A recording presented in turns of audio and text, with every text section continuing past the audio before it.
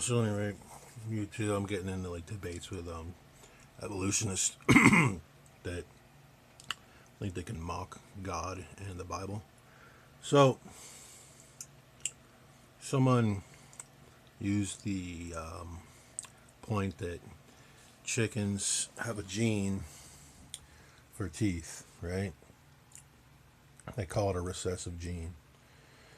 Now, I wouldn't doubt that I have a gene that would, say, for example, if it were on, then I'd have black skin. So the gene that makes me white is on, therefore I'm white. My skin, right? So now I wouldn't consider black as a recessive gene. Do you know what I'm saying? So also too, there as that, say, black people have the gene for being white potentially, and I'll admit I'm making some. I'm basing this, my opinion and theory on rampant speculation for that. I don't have the scientific evidence to support my claim, and full well knowingly admitted to it, admitting to it. So I think it would be interesting. I'm 50% related DNA wise to a banana, and honestly, I don't see the resemblance.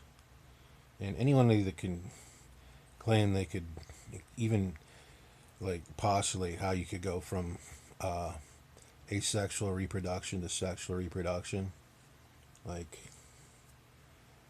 I don't think it would be possible because the DNA would already have to be there for a creature to go from sexual reproduction, or I meant to say from asexual reproduction to sexual reproduction. You see what I'm saying?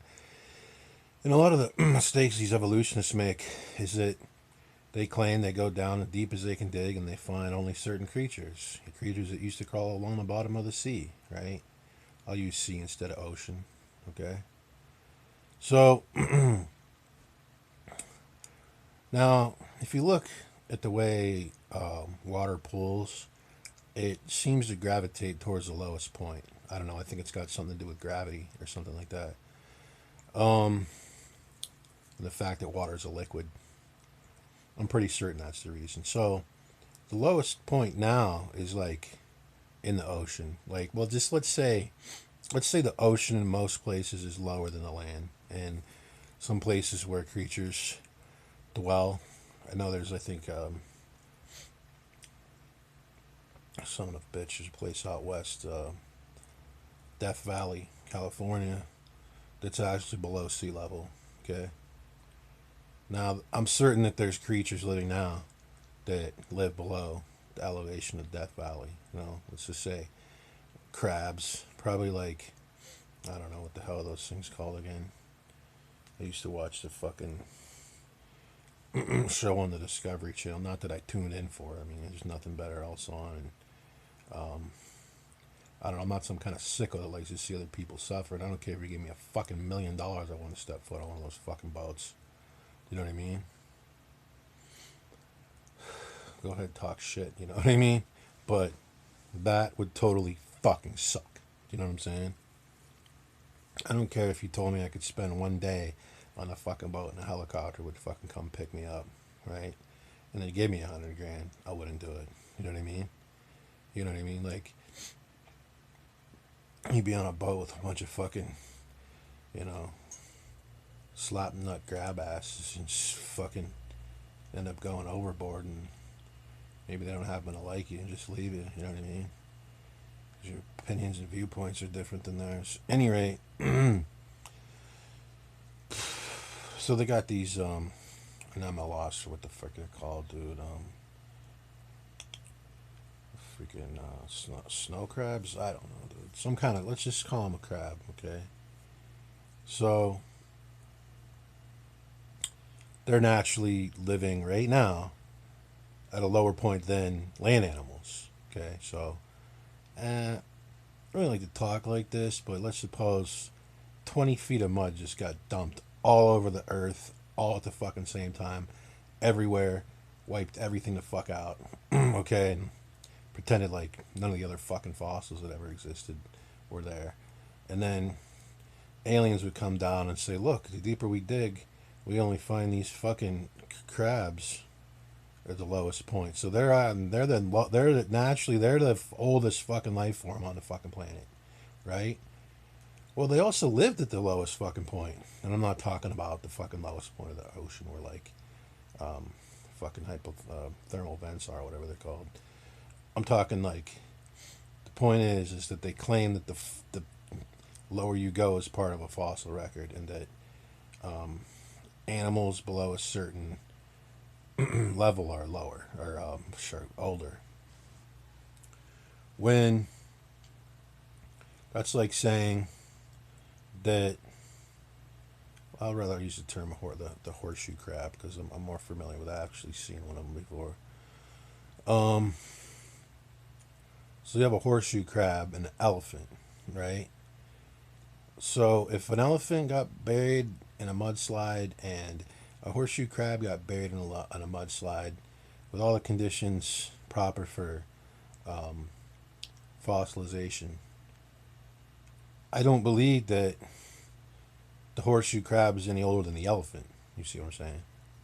So just because they're finding animals that are at a lower level, in my opinion, means that, well, the ocean's at a lower level. So naturally, you know what I mean? And I can't even speculate or fathom how much mountain ranges have been lower at some point. Pardon me. And how much, there's scientific technical terms for what's uplifting or something of the land, and it actually happens the other way too. Like the land will go beneath the sea. So, just the assumptions that they make. You know what I'm trying to say? And the main one that I find very curious is how that if somebody could explain to me how a dolphin that used to be allegedly a sea creature, so it was a fish at one point, and the fish crawled up on land and grew legs, right? And then walked around on land and things weren't so freaking peachy for it, so it crawled back in the ocean, right? Developed a streamlined body because the pre-dolphin ancestor that turned into a square they weren't fast enough to catch fish, so naturally they just fucking took a streamlined body shape. And the part that's fascinating is that the way that we'll just call a blowhole in a dolphin its nose, how its nose traveled from the front of its face to the middle of its back. Because, the dolphins, when they first crawled back into the ocean, they, got stiff necks because they had to stick their head out of the water. Do you know what I mean? And then they weren't paying attention, and then they got eaten by a shark or something, or megalodon came by, and you know what I mean? Just like appetizer, like there was a guppy or something. And then, so the nostril orifice, the freaking nose, whatever, traveled to the middle of its back and developed a flap on it. And sometimes I would have liked to have been born with flaps on my ears that I could close. Do you know what I mean? Like, I can close my eyes. You know what I mean? I can shut my mouth for brief periods of times. You know what I mean? I don't have a flap on my nose. I could see how that could come in handy on occasion. But and there's no fossil evidence of a freaking a dolphin that has because at some point the blowhole had to be right between the middle of its eyes. Think about it.